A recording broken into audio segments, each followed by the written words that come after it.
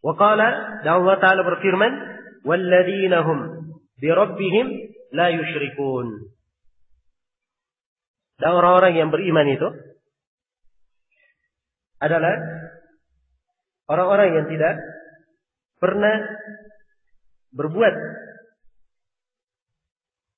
kesyirikan sedikit pun terhadap Rabb mereka, terhadap Allah Subhanahu wa Ta'ala. Iya. Baik. Ini ayat yang ke-59 dari surah Al-Mu'minun.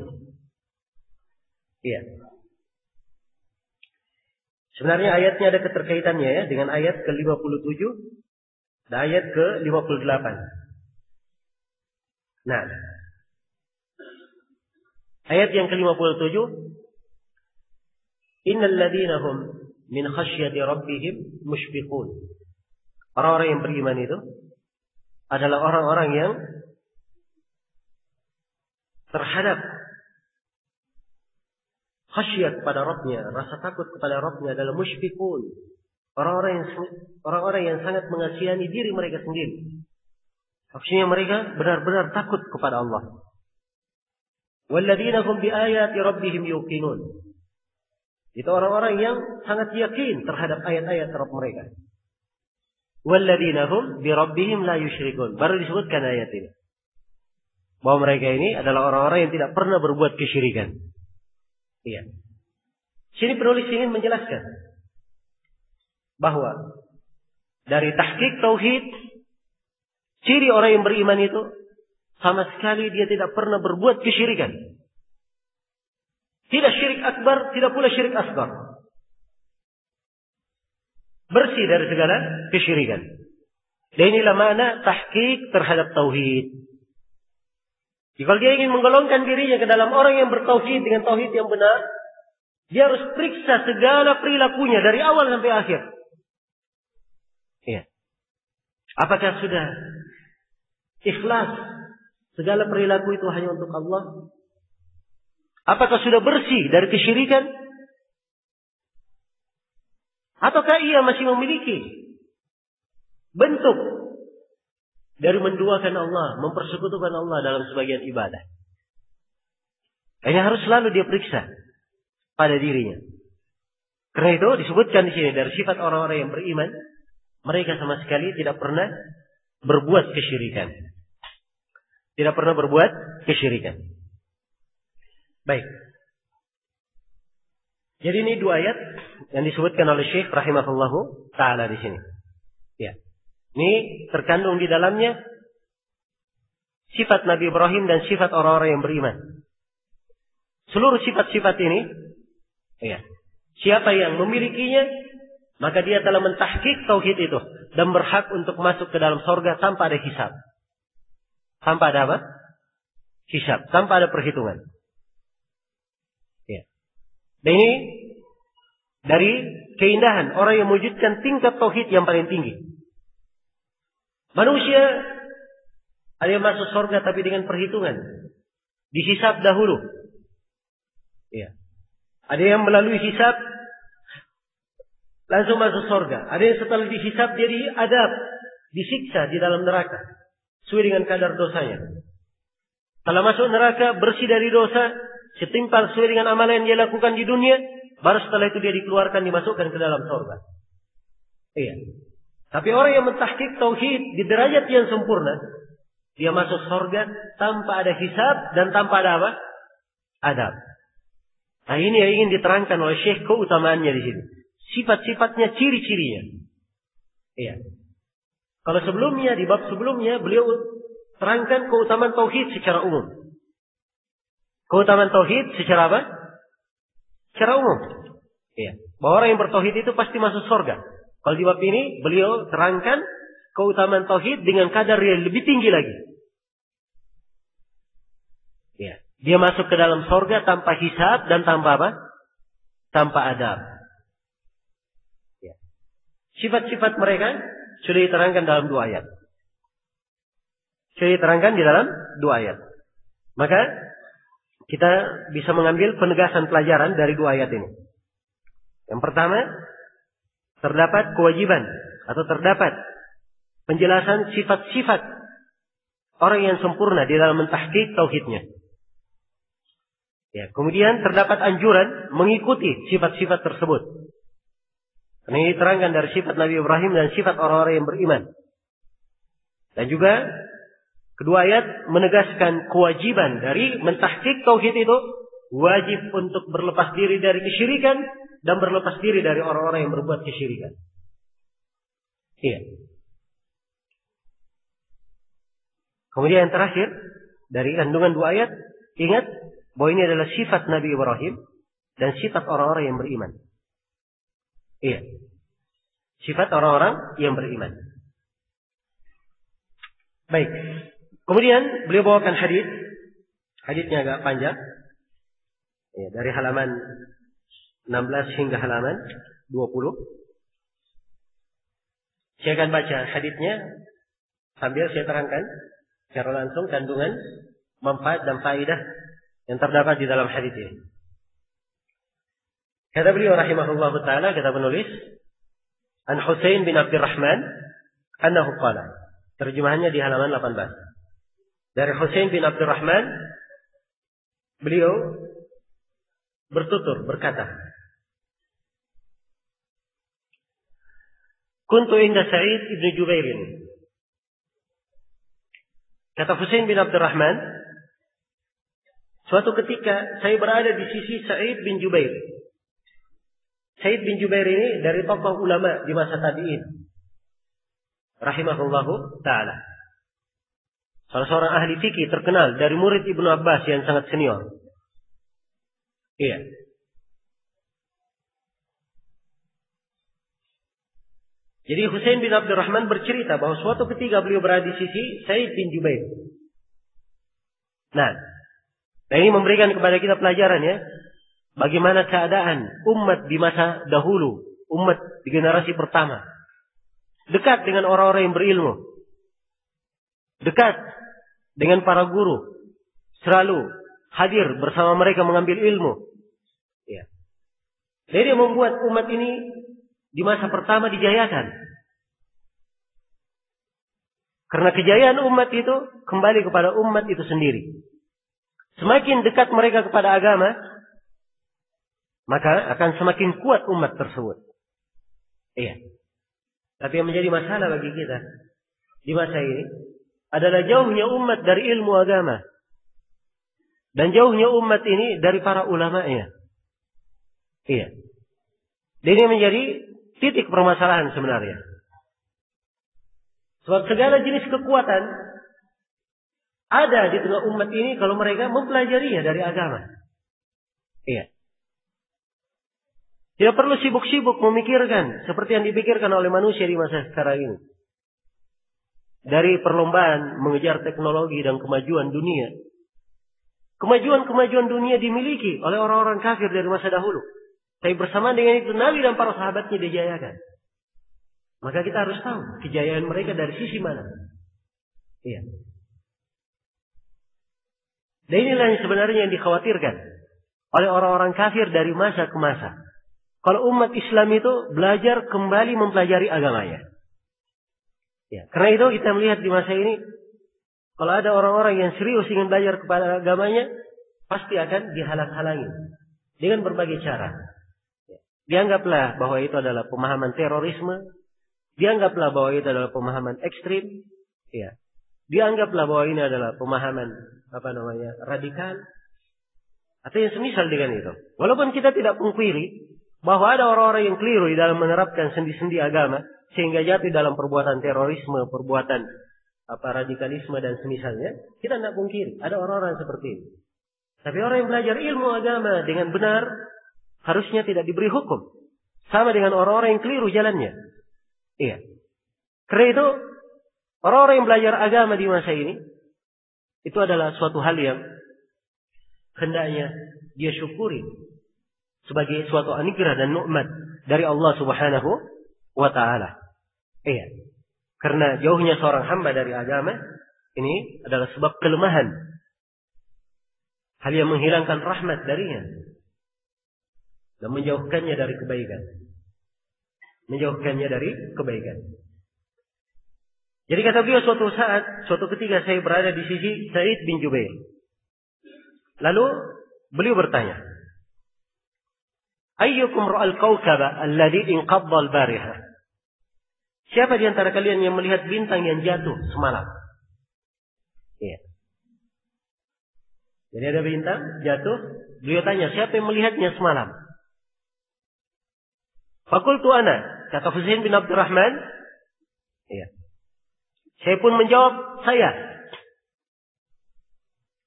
Ya. Summa qultu, kemudian saya mengabarkan, ama inni lam akun fi salatin walakin ludibtu. Ketahuilah bahwa ketika itu sesungguhnya saya tidak sedang mengerjakan salat, tapi saya disengat oleh kalajengking. Jadi siapa yang melihat bintang di malam hari? Ya biasanya orang yang bangun di tengah malam, dia bangun untuk apa? Bangun untuk sholat. Ya. Maka karena mungkin saja disangka seperti itu, Husain bin Abdurrahman berkata, ketahuilah bahwa malam itu saya bangun bukan karena ingin sholat, tapi karena saya disengat kalajengking. Hanya beliau bangun. Iya. Perhatikan ya. Dari kedalaman ilmu para ulama as-salaf. Mereka tidak senang dipuji dengan hal-hal yang mereka tidak lakukan. Ya, jadi dalam pembicaraan, kalau misalnya ada pujian pada mereka di situ, ya, padahal sebenarnya itu adalah amalan yang mereka tidak lakukan, mereka akan berkata, saya tidak melakukannya. Ya, saya tidak melakukannya. Karena bukan dari sifat yang baik seseorang yang gemar dipuji terhadap amalan yang dia tidak lakukan. Nah,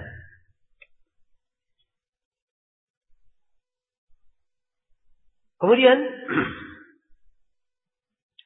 qala fama sana'ta, kata Sa'id bin Jubair, ya, rahimahullah, lalu apa yang kau lakukan ketika kamu disengat kalajengking? Apa yang kamu lakukan? Qala qultu irtaqaitu, beliau berkata, saya menjawab, saya pun minta diruqyah. Minta diruqyah. Jadi dia melakukan ruqyah. Iya. Qala, maka Sa'id bin Jubair ketika mendengar bahwa Husain bin Abdurrahman minta diruqyah, beliau pun bertanya, "Fama hamalaka ala dalik?" Ya, alasan apa yang mendorongmu untuk melakukan hal itu? Iya. Perhatikan ya. Dari kebiasaan para ulama terdahulu di kalangan as-salaf. Kalau ada amalan yang mereka lakukan, bertanya tentang dalil. Apa dalilnya kamu melakukan itu? Alasan itu bertanya apa dalilnya? Iya. Beda dengan banyak manusia di masa ini. Hanya ikut-ikutan saja. Dia lihat si A melakukan begitu, dia juga ikut melakukannya. Si B melakukan sebuah pekerjaan, dia juga ikut melakukannya. Dia ini keliru hal yang seperti ini. Iya. Bahkan seorang alim pun kalau dia melakukan sebuah amalan, dia harus ditanya apa dalil dia melakukan amalan tersebut. Nah, sebab ikut-ikutan itu tidak bermanfaat.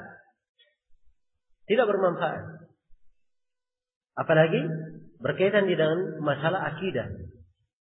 Dalam masalah keyakinan. Dalam masalah keyakinan. Sebab keyakinan yang diyakini, itulah yang menguatkan dia. Ya.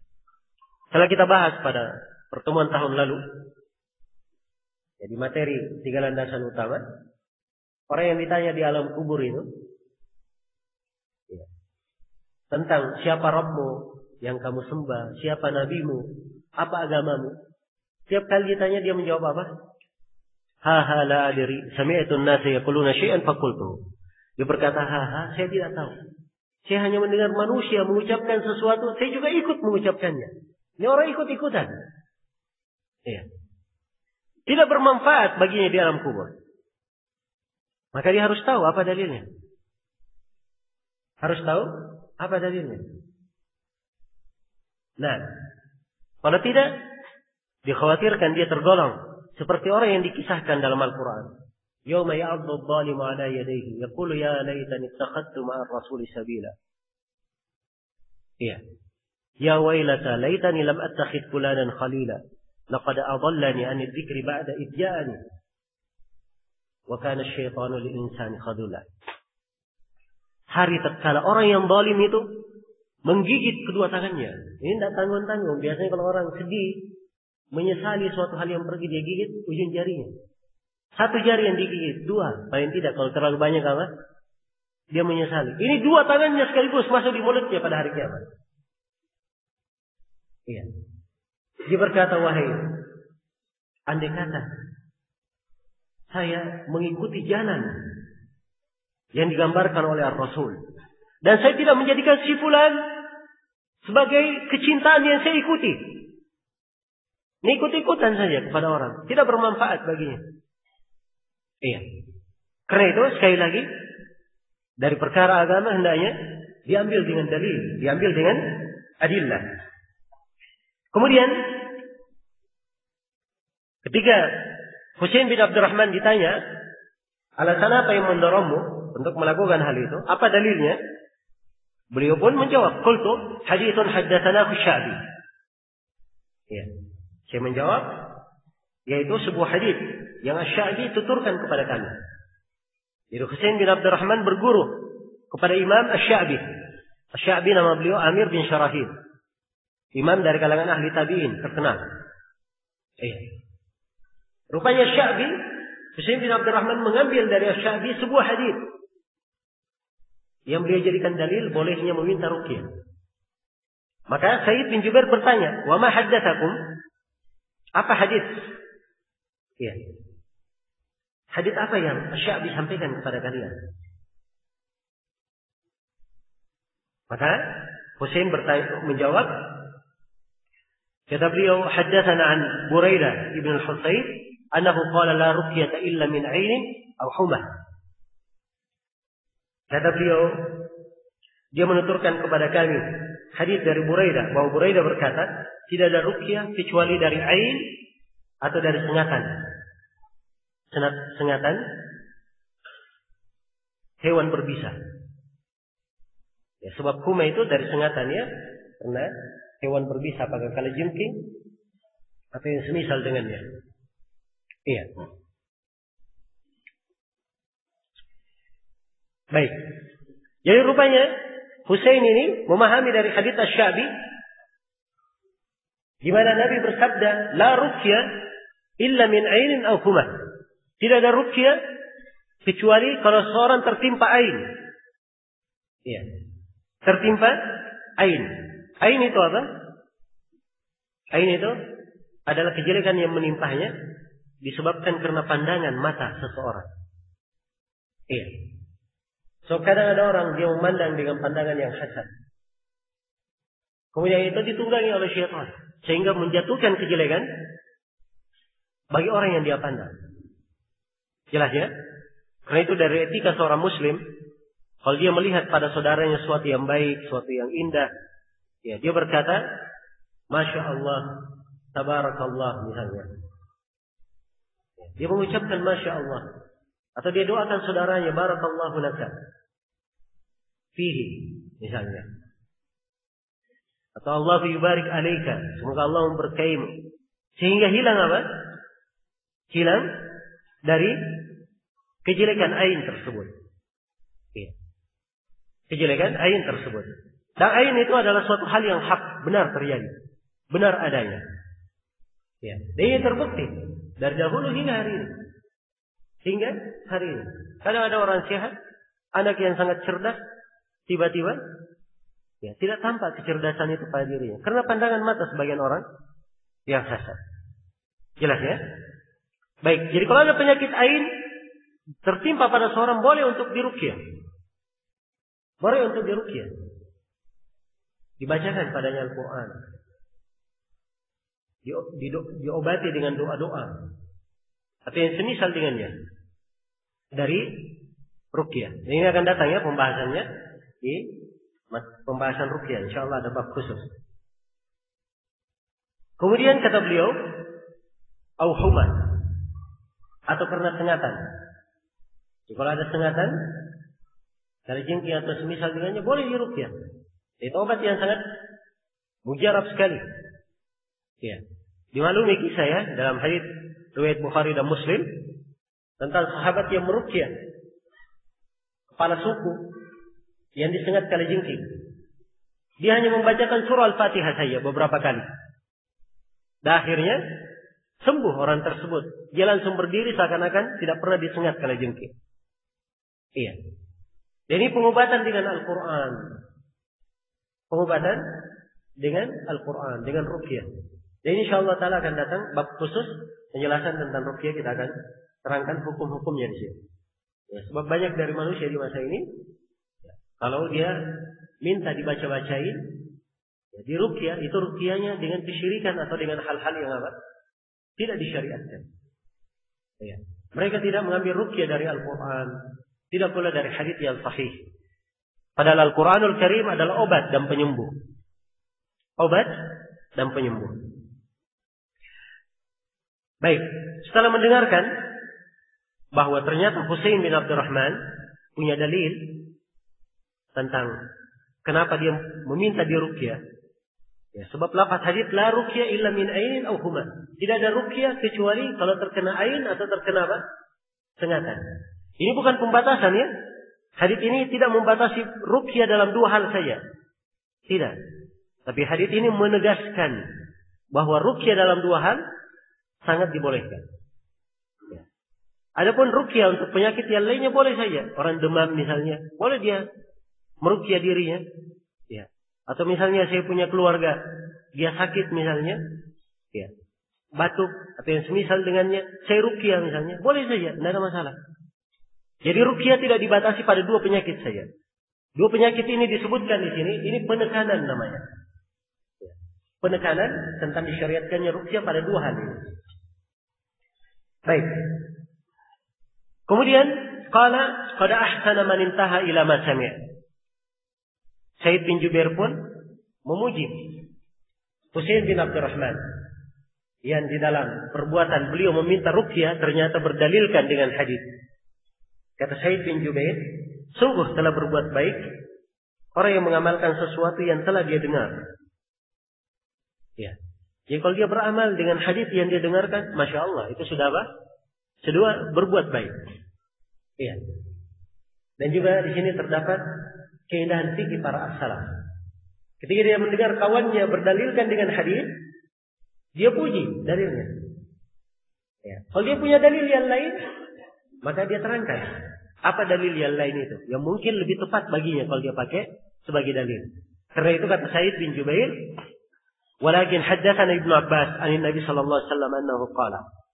Akan tetapi Ibnu Abbas menceritakan kepada kami. Ya. Jadi Said bin Jubair punya hadis lain. Ibnu Abbas menceritakan kepada kami. Ani Nabi sallallahu alaihi wasallam, dari Nabi sallallahu alaihi wasallam. Ya, ini keindahan ilmu ya di masa para tabi'in. Jadi kalau ada masalah yang mereka perbincangkan, ya, yang mereka bacakan hadis. Ya. Husain bin Abdurrahman minta diruqyah. Apa dalilnya? Dia bacakan hadisnya. Said bin Jubair ya, mengatakan bahwa ada lebih bagus daripada itu. Dia bawakan dalilnya. Ya, bukan ribut-ribut, bertengkar, tidak ada dalil yang dipakai. Nah, seperti kebiasaan banyak manusia di masa ini. Iya. Kalau ribut dalam masalah agama, ya, paling yang dia ukur, oh itu kamu melakukan perbuatan, iya. Tidak ada orang-orang yang melakukannya misalnya. Ya. Itu adalah kebiasaan yang tidak dilihat pada sebagian orang. Ya, menyelisih adat istiadat kita. Tidak ada dalil yang disebut. Coba kalau dia tanya apa dalil dari perbuatan yang kamu lakukan. Nah, ini baru seseorang mengamalkan firman Allah Subhanahu wa taala, "Fa in tanaza'tum fi syai'in farudduhu ila Allahi war Rasul." Kalau kalian bersilang pendapat pada sesuatu, kembalikanlah hal itu kepada Allah dan Rasulnya. Dikembalikan kepada Al-Quran dan hadis Rasulullah sallallahu alaihi wasallam. Baik. Jadi Ibnu Abbas membawakan hadis dari Nabi sallallahu alaihi wasallam. Beliau berkata, uridat alayya al-umam. Fara'aitu an-nabiyya wa ma'ahu ar-rahtu wan-nabiyya wa ma'ahu ar-rajulu war-rajulan wan-nabiyya wa laysa ma'ahu ahad. Nabi sallallahu alaihi wasallam bersabda, umat-umat telah dipertunjukkan kepadaku. Iya. Ini dipertunjukkan kepada Nabi sallallahu alaihi wasallam. Iya. Ada yang mengatakan dipertunjukkan di malam tatkala beliau diangkat ke langit. Iya. Di malam Isra dipertunjukkan. Nah, sehingga beliau melihat permisalan seperti itu pada hari kiamat. Jadi ini belum terjadi, tapi sudah dipertunjukkan permisalannya kepada Nabi Sallallahu Alaihi Wasallam. Kata beliau, aku melihat seorang Nabi dan ada beberapa orang yang bersamanya.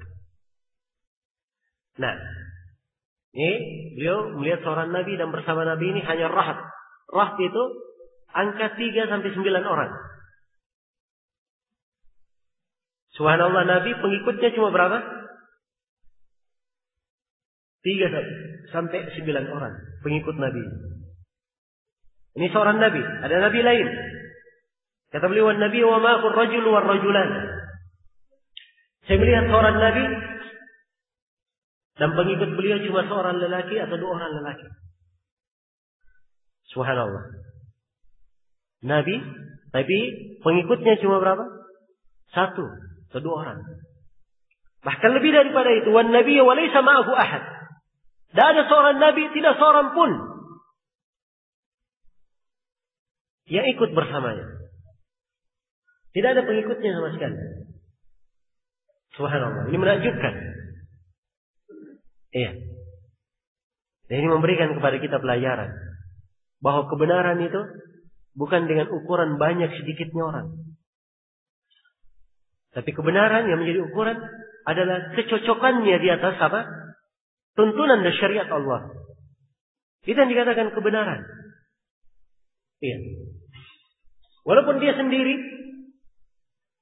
manusia menyelisihinya, tapi dia berdiri di atas dalil, maka itu adalah suatu pijakan yang hendaknya menggembirakannya. Tidak boleh membuatnya bersedih hati. Karena kebenaran itu lebih mulia dari ucapan siapapun dari manusia. Baik. Kemudian kata beliau, "Itrufi ali sawadun 'azim, fadhanantu annahum ummati." Tiba-tiba diangkat kepadaku sekelompok manusia yang sangat banyak. Iya. Tiba-tiba ditampakkan kepadaku suatu jumlah yang sangat banyak. Maka aku pun mengira bahwa mereka adalah umatku. Nabi menyangka bahwa itu adalah apa? Umatnya. Faqila li hadza Musa wa qaumuhu. Tetapi dikatakan kepadaku itu adalah Musa bersama kaumnya. Yang rupanya Nabi Musa alaihissalam dan Bani Israel juga jumlahnya banyak. Kemudian kata beliau, fa idza sawadun 'azim, fa nadartu fa idza sawadun 'azim. Ya. Lalu tiba-tiba aku melihat lagi suatu jumlah yang besar pula. Maka dikatakan kepadaku, ya. Faqila li hadhihi ummatuk wa ma'ahum 70,000 yadkhuluna al-jannata bighairi hisabin wala adab. Dikatakan kepadaku, itu adalah umatmu. Bersama mereka ada 70,000 orang yang masuk surga tanpa hisab dan tanpa adab. Iya. Jadi ini termasuk keistimewaan di tengah umat ini. Di tengah umat ini, di antara mereka ada 70,000 orang akan masuk surga tanpa hisab dan tanpa adab. Iya. Ini akan diterangkan sifatnya di sini oleh penulis. Karena Nabi akan menjelaskan apa ciri 70,000 orang yang masuk surga tanpa hisab dan tanpa adab ini. Iya. Kata Ibnu Abbas, "Tsumma nahadha fadakhala manzilahu, fakhadha an-nasu fi ulaik." Kemudian beliau bangkit dan segera memasuki rumahnya. Maka orang-orang pun memperbincangkan tentang siapa 70.000 orang itu. Ya, siapa 70.000 orang itu. Nah, faqala ba'duhum fala'allahum alladhi sahibu Rasulullah sallallahu alaihi wasallam. Jadi para sahabat memperselisihkan. Ini 70.000 orang yang masuk ke dalam surga tanpa hisab dan tanpa azab. Ini siapa? Di antara mereka ada yang berkata, barangkali mereka ini adalah para sahabat Nabi. Ya, orang-orang yang bersahabat dengan Rasulullah sallallahu alaihi wasallam. Wa qala ba'dhum fala'allahum alladhina wulidu fil Islam falam yusyriku billahi syai'an. Di antara mereka ada yang berkata, mungkin mereka adalah orang-orang yang dilahirkan dalam keadaan Islam dan tidak berbuat kesyirikan sedikit pun kepada Allah. Ini dua yang mereka sebutkan ya, sebagai sahabat dan sebagai orang yang lahir semenjak lahirnya adalah seorang muslim dan tidak pernah berbuat kesyirikan. Sebab ini keutamaan yang sangat besar. Iya. Wa dzakaru asya'a. Dan mereka juga menyebut beberapa kemungkinan yang lain. Fa kharaja Rasulullah sallallahu alaihi wasallam fa akhbaruhu. Ya. Maka keluarlah Rasulullah sallallahu alaihi wasallam, para sahabat pun menceritakan kepada Nabi bahwa mereka berbeda pendapat menafsirkan siapa 70.000 orang ini. Maka Nabi sallallahu alaihi wasallam bersabda, perhatikan sifatnya. Ini sifat 70.000 orang ini. Humul ladzina la yastarqun wa la yaktawun wa la yatatayyarun wa ala rabbihim yatawakkalun. Kata Nabi sallallahu alaihi wasallam, mereka adalah orang-orang yang tidak pernah minta diruqyah. Ya, orang-orang yang tidak minta diruqyah. Ini sifat yang pertama ya. Tidak minta diruqyah. Nah, beda ya meruqyah dengan minta apa? Diruqyah. Kalau saya sakit, saya bilang kepada orang, tolong ruqyah saya. Nah, ini namanya minta apa? Minta diruqyah. Nah, ini yang makruh di sini. Jelas ya? Kalau meruqyah, ada orang yang sakit misalnya. Saya lihat orang ini sakit, saya katakan, sini kamu, saya bacakan Al-Quran. Saya meruqyahnya. Nah, ini tidak ada masalah, bagus kalau meruqyah. Sebab meruqyah itu memberi manfaat kepada orang lain. Dan memberi manfaat kepada orang lain itu amalan yang salih. Rasulullah bersabda, "Man istata'a minkum ay yanfa'a akhahu falyaf'al." Siapa di antara kalian yang mampu memberi manfaat kepada saudaranya, hendaknya dia lakukan. Jelas ini? Jadi beda antara dia meruqyah dan minta diruqyah. Ya. Kalau dia misalnya sakit, kemudian datang orang meruqyahnya, bukan dia yang meminta. Ya. Apakah kemauan orang itu sendiri atau ada orang lain yang memintakan? Itu tidak ada masalah. Tidak masuk di dalam hadis ini. Sebab ini hadis kaitannya dengan orang yang sengaja minta diruqyah. Jadi sifat mereka adalah orang yang tidak minta untuk diruqyah. Ini yang pertama. Wala yaktawun. Yang kedua, mereka tidak minta dikai. Mereka tidak minta untuk dikai. Dikai itu artinya diobati dengan menggunakan apa? Bara api. Iya. Dan ini pengobatan terakhir di kalangan orang-orang Arab. Ya. Dia obat ya. Dan mujarab. Tapi biasanya jalan terakhir. Karena itu orang-orang Arab kalau berkata tidak ada lagi obat yang lain, mereka katakan kita memakai kai. Ya, jadi besi dipanaskan di atas api sampai membara, kemudian ditempelkan di sebagian titik dari tubuh. Ya. Ya, ini bukan sembarang tempel ya, ini pengobatan. Ya. Ada ilmunya. Sebagaimana apa bekam itu bukan asal menggores melukai saja, tidak. Tapi ada titik-titiknya. Ya. Dan ini adalah keahlian. di bidang kedokteran, di bidang pengobatan. Dalam hadis riwayat Bukhari dan Muslim, Rasulullah bersabda, "Asy-syifa'u fi thalatha." Kesembuhan itu pada 3 obat. Ya. Fi syarbatin minal asal, meminum madu, syartatin fi mihjam, satu sayatan dari apa? Dari bekam, wa kayyatin minan nar, dan satu sengatan dari api. Ini kayy namanya. Jadi disebut oleh Nabi 3 hal. Memang disebutkan ada kesembuhan. Jadi obat, ya betul obat. Ya, tapi sekali lagi kayy ini makruh menggunakannya, karena itu dia obat yang paling terakhir. Kalau tidak ada jalan lain lagi. Tidak ada jalan lain lagi. Soalnya yang terbukti pada pada penyakit-penyakit yang sudah dikatakan tidak diketemukan obatnya, ya diobati dengan cara kayy, sembuh. Baik. Kemudian sifat yang ketiga, wala yatatayyarun. Dan mereka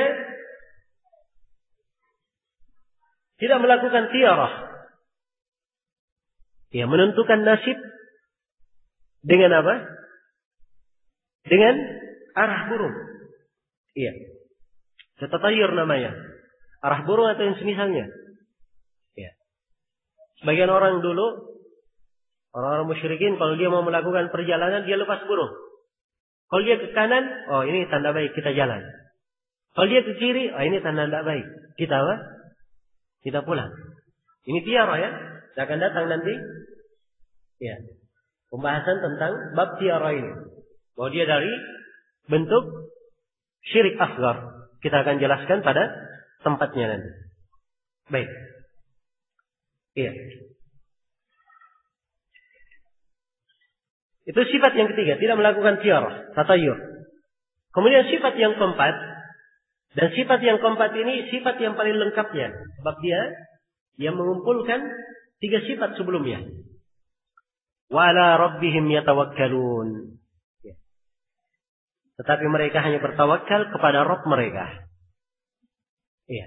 Jadi hanya bertawakal kepada Allah Subhanahu wa taala dalam segala perkaranya. Dan akan datang insyaallah taala nanti pembahasan tentang tawakal. Kita akan terangkan ketentuan tentang tawakal ini. Baik. Jadi ini ciri orang yang masuk surga. 70.000 orang yang masuk surga tanpa hisab dan tanpa apa? Tanpa azab. Pertama, tidak minta diruqyah. Yang kedua, tidak melakukan kayy. Yang ketiga, tidak melakukan tatayur. Dan yang keempat apa? Mereka hanya bertawakal kepada Allah Subhanahu wa ta'ala. Iya.